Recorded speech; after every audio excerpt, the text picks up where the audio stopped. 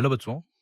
तो आप सभी लोगों ने फिजिक्स और केमिस्ट्री में थर्मोडायनामिक्स पढ़ते वक्त ये चीज तो पढ़ी होगी कि आइडियल गैस के molar heat capacity at constant pressure and molar heat capacity at constant volume में आर का डिफरेंस होता है। तो आज ये डिफरेंस कैसे आया इसको समझने की कोशिश करते हैं। इसके लिए हम लोगों ने एक मोल आइडियल गैस को फर्स्ट केस में एक रिजिड कंटेनर में लिया है। यह रिजिड कंटेनर में गैस का जो वॉल्यूम है वो क्या रहेगा, कांस्टेंट। और अब इस गैस का टेम्परेचर 1 डिग्री सेल्सियस इंक्रीज करने के लिए हम लोगों ने गैस को हीट किया। तो 1 डिग्री सेल्सियस टेम्परेचर जब बढ़ गया तो वो जो हीट हमने यहाँ प्रोवाइड करी उसे नोट कर लिया एंड लेट्स से वो हीट कैपेसिटी वैल्यू आ गया एक्स। अब वही एक मोल आइडियल गैस को हमने इस बार ऐसे सेटअप में लिया जहां पे कंटेनर के ऊपर मासलेस फ्रिक्शनलेस पिस्टन लगा हुआ है। यह मासलेस फ्रिक्शनलेस पिस्टन इंश्योर करेगा कि गैस का प्रेशर एक्सटर्नल प्रेशर के इक्वल रहे। That means now the condition is constant pressure. अब अगर हम इस गैस को हीट करते हैं to raise the temperature by 1 degree Celsius, तो जब हमने गैस को हीट किया तो गैस पार्टिकल्स का जो प्रेशर है वो इंक्रीज होगा और गैस पार्टिकल्स का प्रेशर इंक्रीज होने से गैस जो है वो इस पिस्टन को पुश करेगी और इस वजह से पिस्टन अपनी इस पोजीशन से थोड़ा बहुत ऊपर की तरफ चला गया।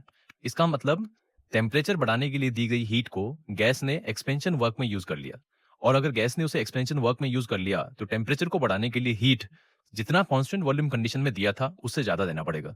अब क्वेश्चन आता है कितना ज्यादा देना पड़ेगा, तो उसके लिए वर्क डन के फॉर्मूले पे चलते हैं। Work done is equals to minus P external into change in volume. अब क्योंकि कांस्टेंट प्रेशर कंडीशन है तो हम प्रेशर एक्सटर्नल और इंटरनल इक्वल होने की वजह से इसको पी डेल्टा वी यूज कर सकते हैं। Now in the system we have ideal gas, so for ideal gas PV equals to NRT applicable है। अब वॉल्यूम चेंज हो रहा है और उसके चेंज होने के पीछे रीजन है टेम्परेचर का चेंज। इसका मतलब P delta V equals to NR delta T की फॉर्म में कन्वर्ट हो गई आइडियल गैस इक्वेशन। अब यहां से अगर सोचिए वर्क डन के फॉर्मूले की बात करें तो वर्क डन आ गया minus N R delta T. इसका मतलब कांस्टेंट प्रेशर कंडीशन में आइडियल गैस के लिए हीटिंग और कूलिंग में वर्क डन इससे निकाला जाता है। गैस के मोल कितने हैं इस सिनेरियो में 1 आर और टेम्परेचर चेंज कितना हो रहा है 1 डिग्री सेल्सियस या 1 केल्विन। इसका मतलब गैस इस हीटिंग के दौरान कितने अमाउंट का वर्क करेगी, आर का।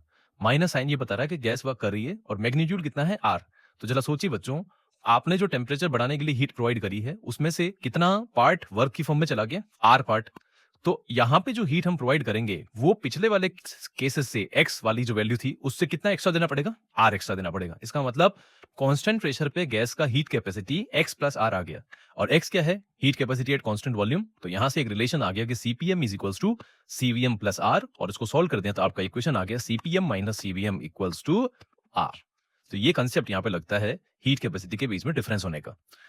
यहाँ पे ये भी ध्यान रखना है अगर गैस के 2 मोल होंगे तो हीट कैपेसिटी जो कांस्टेंट प्रेशर और कांस्टेंट वॉल्यूम की होगी उसमें 2r का डिफरेंस आएगा। इसका मतलब CP minus CV N R बन जाएगा।